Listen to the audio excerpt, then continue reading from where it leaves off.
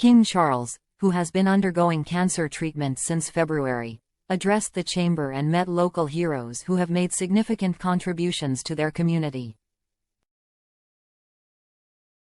King Charles and Queen Camilla attended a celebration marking the 25th anniversary of the Scottish Parliament in Edinburgh today, September 28. King Charles, 75, who has been undergoing cancer treatment since February, addressed the chamber and met local heroes who have made significant contributions to their community.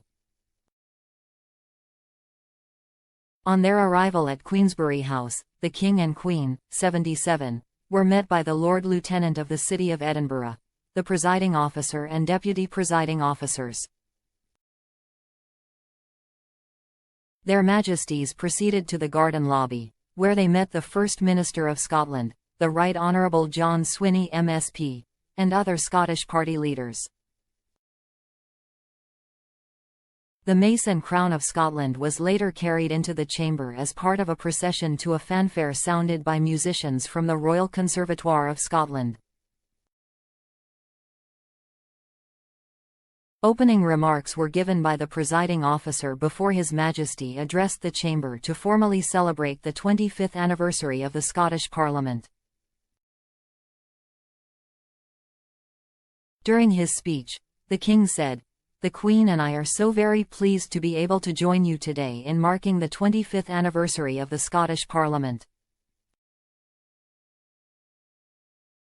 This Parliament opened on the 1st day of July, 1999, on the cusp of a new millennium.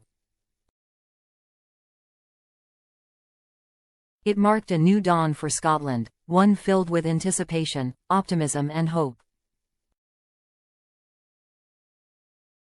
From that day until this, through its work over a quarter of a century, this place has not just thrived but, in doing so, has borne witness to the enduring relationship between the Parliament, the Crown and the people of Scotland. The mace, which is placed before us, was a gift from my late mother on that day 25 years ago.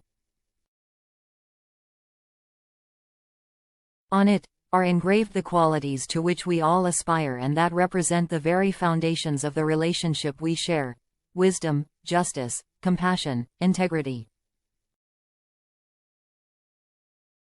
In those intervening years, much has changed in our world, but those most Scottish of values have remained steadfast.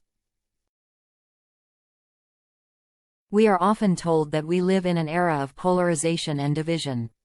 If that is so, then it is perhaps even more important, not less, that in the vital areas of representation, of political debate, of policymaking and of discourse, these values, together with hope, civility, and generosity of spirit, are never far from the heart of even the most difficult of issues.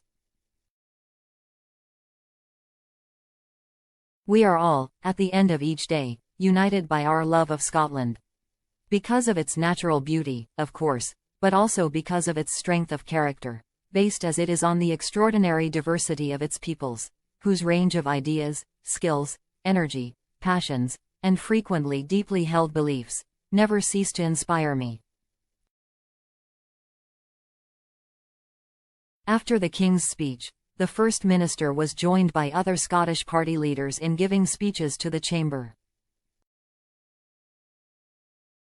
Performances by the charity Sistema Scotland, Quasir Alba singers and musician Callum McElroy were interspersed throughout the session to reflect Scotland's rich musical heritage and talent. After leaving the chamber, the King and Queen met local people nominated by MSPs for their extraordinary contribution to their communities. The reception took place in the main hall, where the King and Queen signed the visitors' book before departing. Young people from across Scotland formed a guard of honour outside Parliament, lining part of their Majesties' route to the Palace of Holyrood House. The King, as Prince of Wales, attended the official opening of the Scottish Parliament with the late Queen and the Duke of Edinburgh in 1999. As well as being present for the Parliament opening in July 1999, King Charles also attended the 20th anniversary celebrations in 2019, and both the King and Queen attended the opening ceremony in 2021. Their Majesties' most recent visit was in 2022, where they attended the motion of condolence for the late Queen. Today's event comes amid Prince Harry returning to the UK this weekend to attend the Well Child Awards in London on Monday. However, sources say the Duke, 40, is unlikely to meet with his father, King Charles, due to his very busy schedule.